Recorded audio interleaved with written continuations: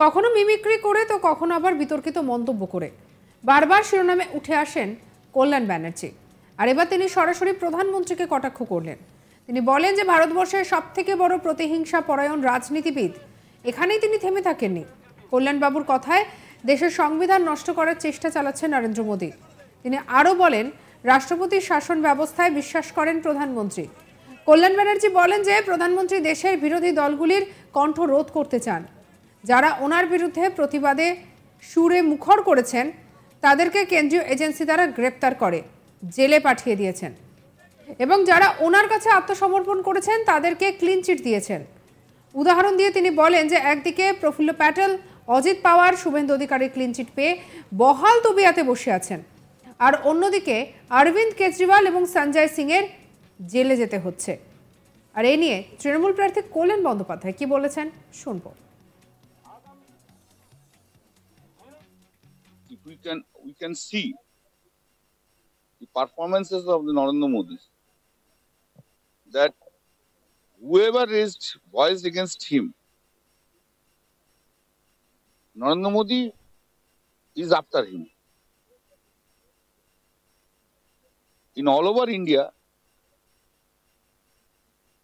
this Narendra Modi's government has initiated 25 cases against 25 persons. Out of 25 persons who had shifted to Bharatiya Janata Party, they have been given clean chit, like Ajit Pawar, Prafullo Patel, Shubhendu Adhikari.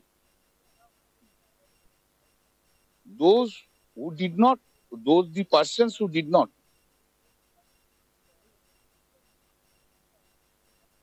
abide by the desire of the Narendra Modi, and those who have not surrendered to the Narendra Modi, they have been arrested, like Arvind Kejriwal, Sanjay Singh. Entire initiative of the Narendra Modi is this: the entire opposition leaders would be put into the jail by hook or crook. Mr. Narendra Modi is the most vindictive politician in the entire country. Very vindictive. His modus operandi of political activities is one of the fundamental thing is to arrest the opposition leaders. তবে কল্যাণবাবু যে একতরফা মোদিজিকে আক্রমণ করবেন আর তাকে কেউ কিছু বলবেন না তা তো হতে পারে না। তাই তাকে পাল্টা এক হাত নিলেন বিজেপি প্রার্থী কবীর শঙ্কর বসু। তিনি বলেন যে তৃণমূল প্রার্থীর ব্যবহারকে বাংলা সংস্কৃতির মান্যতা দেয় না। প্রধানমন্ত্রীকে সরাসরি আক্রমণ করা কোনো রাজনীতিকের বক্তব্য হতে পারে না, বরঞ্চ এটা ওনার ব্যক্তিগত কুৎসার অভিসন্ধি। তিনি আরও বলেন যে কল্যাণ ব্যানার্জি এর আগে দেশের প্রধানমন্ত্রী থেকে শুরু করে রাষ্ট্রপতির অপমান করেছেন। তিনি হয়তো জানেন না যে প্রধানমন্ত্রী দেশের 140 কোটি মানুষের ভালোবাসা পান এবং তিনি দেশের সর্বোচ্চ সাংবিধানিক পদমর্যাদার ব্যক্তি। তিনি এই কথা মনে করিয়ে দেন যে কল্যাণবাবু যখন প্রথম সাংসদ নির্বাচিত হয়েছিলেন তখন তিনি এক জওয়ানের সঙ্গে কি ব্যবহার করেছিলেন। তাছাড়া তিনি দেশের উপরাষ্ট্রপতি জগদীশ ধনখড়ের মিমিক্রি করে তাকে চরম অপমান করেছিলেন। শ্রীরামপুরে তৃণমূল প্রার্থী খোদ নিজের দলের নেতাকর্মীদের সম্মান করেন না, কখনো প্রকাশ্যে তো কখনো আড়ালে তাদেরকে চরম অপমান করে গেছেন। আসলে কল্যাণ ব্যানার্জি বাংলা সংস্কৃতি জানেন না, তিনি মানুষের সঙ্গে কি করে ব্যবহার করতে হয় সেটাই উনি জানেন না। সেই জন্য উনি প্রধানমন্ত্রীর বিরুদ্ধে ব্যক্তিগত আক্রমণ চালিয়েছেন। কি বলেছেন কবীর শঙ্কর বসু শুনবো। এটা তো প্রথমবার না, আমরা কতবার দেখছি উনি এই ব্যবহারটা করে যাচ্ছেন।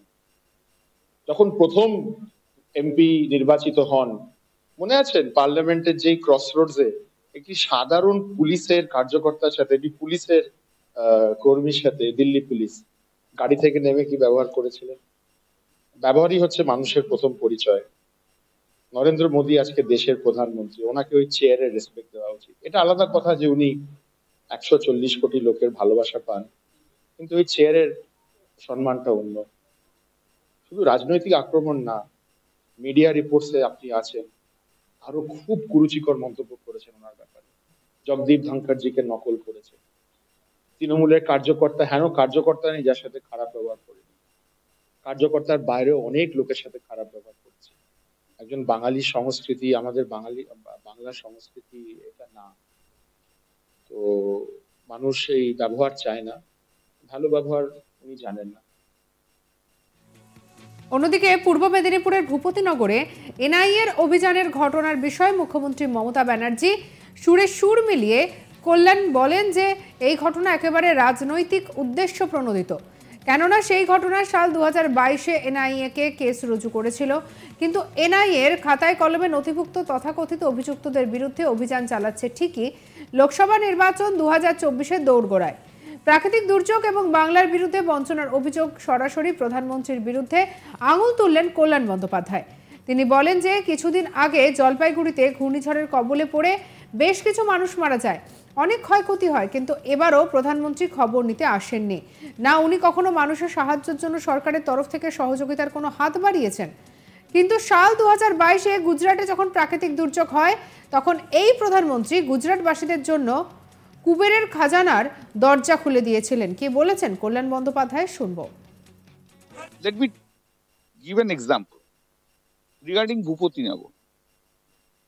Bhupatinagar case was initiated in the month of November 2022. Correct? NIA has initiated the case.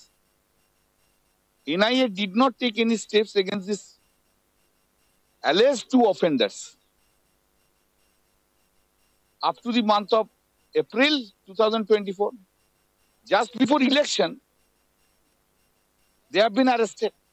It simply shows that Narendra Modi's all central agency are after the oppositions before the election itself. Just oversee the entire West Bengal. There is no BJP's organization at all. Now, to bring a certain fear psychosis in the minds of the opposition, this ED, CBI and recently NIA has begun this arrest and etc., all these criminal activities. This is the most fundamental things in the Indian politics is this,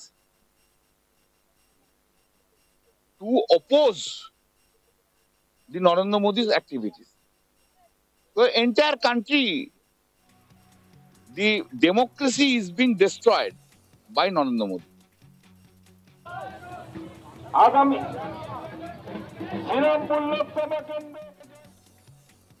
সঙ্গে রাখুন আজ তাক বাংলাকে, subscribe করে নিন।